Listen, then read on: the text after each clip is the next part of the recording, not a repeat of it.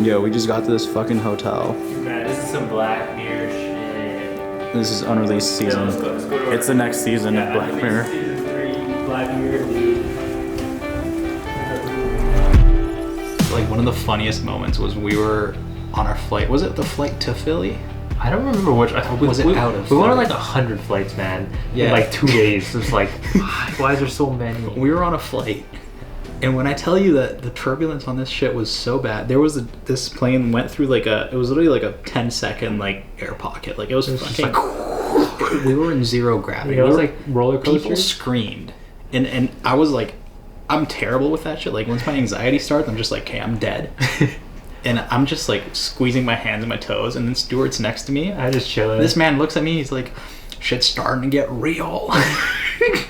And literally people screamed like went in that first pocket. Yeah, no, that was a big one. And the lights like went out and shit too. It was pretty scary. It was like roller coaster style, you know. And I'm texting like Arm & Hammer's tour manager, who's like 30 rows back or whatever. I'm like, yo, like have you ever been on a plane like this bad before? And he's like, no, this is the worst.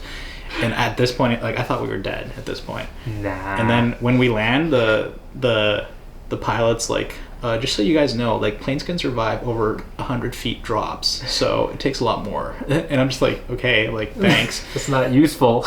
And after we landed that day at the hotel, I remember I went on Google and I was like how much turbulence can a plane survive? And apparently it's like legit, like a plane can't crash from turbulence. And if it's like that bad, then usually like ATC and like weather, like whatever. Yeah, can, they'll like, make you kind of chill, and that's when you see the planes like circling around. yeah, like they can let you know ahead of time. But it was crazy, man. Like I've never been like that scared in my life. Maybe we do guitar first downbeat and then the verse can come in after. So it's like something. Okay.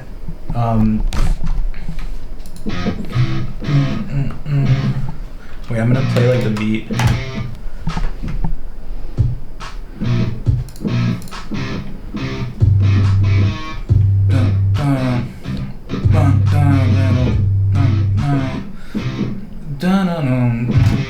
So kind of like fill there. That'd be good.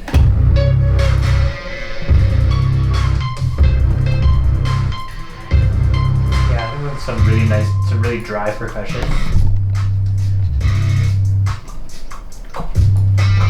We were supporting Arm & Hammer. We played Philly, Detroit, and because we're in Vancouver, we had to take like 20 flights. Yeah, man, we had the worst flights. It was like 5. We went like 5 states, I think. Like we were in Boston. We went like we had like I wanted to go to Mark Wahlberg's like restaurant, so we were at the airport like sleep deprived as went fuck. to Wahlburger. It was actually pretty good, not gonna lie.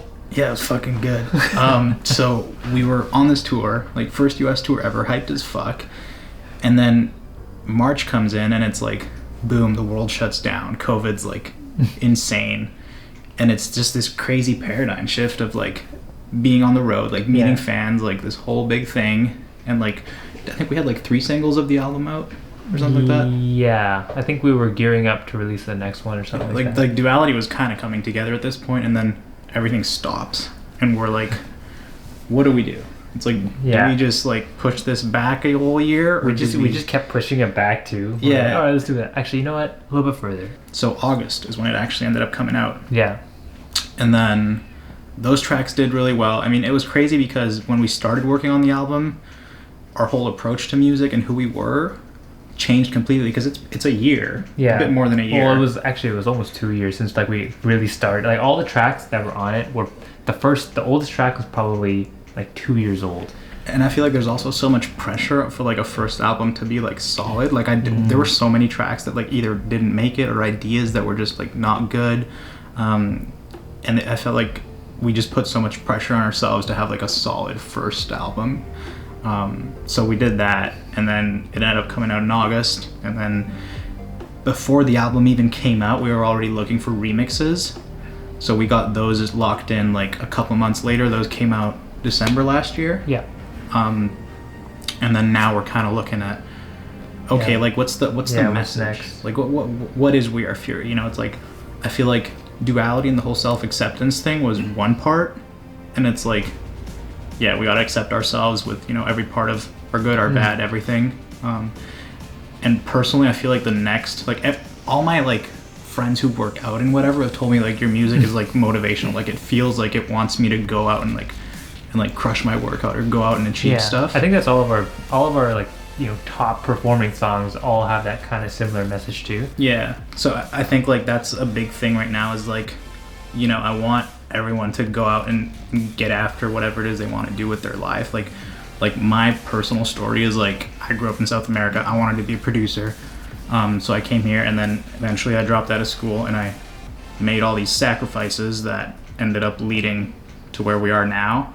Mm-hmm. So I think in a way like I want our message to be really like true to who I am, I guess. And it's kind of like how I feel at least. Yeah, like you can get there if you try. Yeah. So I feel like the duality era was the start of it, which is like the acceptance, because in order to go out and do whatever, you have to accept yourself with your strengths and flaws, I guess. Yeah. And I feel like the next part is just like it's going to be more like now go up and get after it kind of thing.